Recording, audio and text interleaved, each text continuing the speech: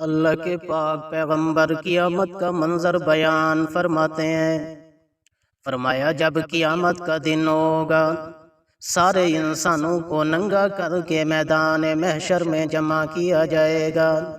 حضرت عائشہ صدیقہ طیبہ طاہرہ اللہ کے پاک پیغمبر کے حضور عرض کرتی ہیں، یا رسول اللہ صلی اللہ علیہ وسلم، جب سارے لوگ ننگے کھڑے ہوں گے تو کیا ایک دوسرے کے بدن کی طرف خیال نہیں جائے گا؟ اللہ کے پاک پیغمبر فرماتے ہیں، اے میری حمیرات، قیامت کا دن اس قدر سخت ہوگا، اس قدر ہولناک ہوگا، اس قدر ہر ایک کو اپنی فکر لاحق ہوگی کہ کوئی دوسرے کی طرف خیال ہی نہیں کرے گا۔ جیسا کہ اللہ رب العزت قرآن کریم میں ارشاد فرماتے ہیں، لِكُلِّ امْرِئٍ مِّنْهُمْ يَوْمَئِذٍ شَأْنٌ يُغْنِيهِ۔ فرمایا قیامت کے دن ہر آدمی کی ایسی حالت ہوگی جو اسے دوسروں سے بے پرواہ کر دے گی۔ پھر اللہ کے پاک پیغمبر فرماتے ہیں،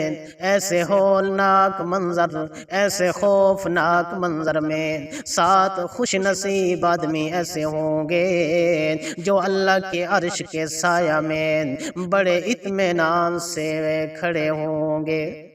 اللہ کے عرش کے سایہ میں کون لوگ ہوں گے، کون خوش نصیب ہوں گے اللہ کے عرش کے سایہ میں؟ اللہ کے پاک پیغمبر فرماتے ہیں، ایک وہ بادشاہ جس نے دنیا میں عدل و انصاف کیا،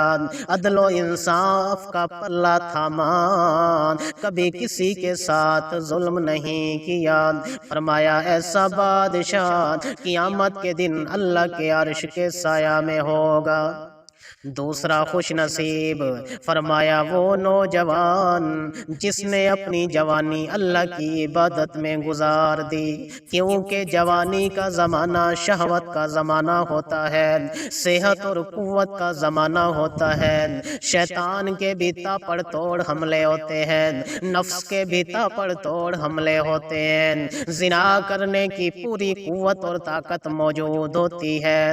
مگر اس نوجوانی کی عمر میں جو آدمی اپنی جوانی کو گناہوں سے بچا کر اللہ کی عبادت میں گزارتا ہے، اللہ کے پاک پیغمبر فرماتے ہیں، قیامت کے خوفناک ہولناک منظر میں یہ نوجوان اللہ کے عرش کے سایہ میں ہوگا۔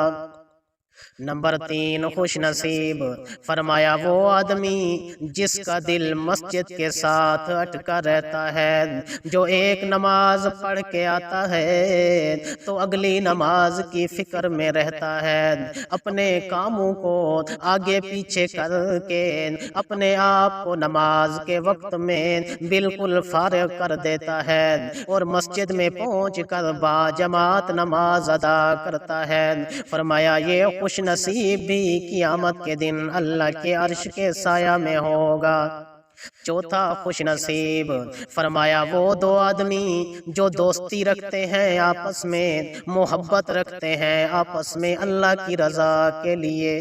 اور کوئی مقصد نہیں، کوئی دنیاوی مفاد نہیں، کوئی دنیاوی مطلب نہیں، بلکہ ایک دوسرے سے دوستی ہے تو اللہ کی رضا کے لیے۔ جب آپس میں ملتے ہیں تو اس غرض سے ملتے ہیں کہ کیسے دین کو پھیلایا جائے، کیسے دین کو لوگوں تک پہنچایا جائے۔ جب ملاقات ختم کرتے ہیں تو یہ عزم لے کر اٹھتے ہیں کہ ہم جا کر لوگوں کو اللہ کا دین پہنچائیں گے۔ 5واں خوش نصیب، فرمایا 5واں خوش نصیب وہ ہے جس کو عورت زنا کی طرف بلائے، حسین و جمیل عورت، بدکار عورت زنا کی طرف بلاتی ہے، مگر یہ اللہ کے ڈر سے زنا نہیں کرتا، کہتا ہے انی اخاف اللہ رب العالمین،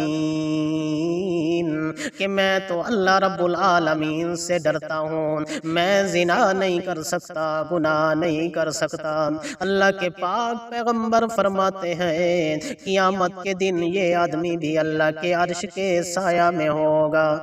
چھٹا خوش نصیب، اللہ کے پاک پیغمبر فرماتے ہیں جو مخفی طور پر صدقہ کرتا ہے، ریاکاری نہیں کرتا، دکھلاوا نہیں کرتا، اپنی شہرت کے لیے صدقہ نہیں کرتا، محض اللہ کی رضا کے لیے صدقہ کرتا ہے، اور صدقہ بھی اس طرح کرے کہ دائیں ہاتھ سے صدقہ دے تو بائیں کو بھی خبر نہ ہو، یعنی بالکل کوئی دکھلاوا نہیں، کوئی ریاکاری نہیں، صرف اللہ کی رضا مقصود ہے۔ اللہ کے پاک پیغمبر فرماتے ہیں یہ خوش نصیب بھی قیامت کے دن اللہ کے عرش کے سایہ میں کھڑا ہوگا۔ ساتواں خوش نصیب، فرمایا ساتواں خوش نصیب وہ ہے جو تنہائی میں اللہ کو یاد کرتا ہے، تنہائی میں اللہ کی عظمت کو بیان کرتا ہے، اللہ کی کبریائی اور بڑائی کو بیان کرتا ہے، اور پھر اس آدمی کی آنکھوں سے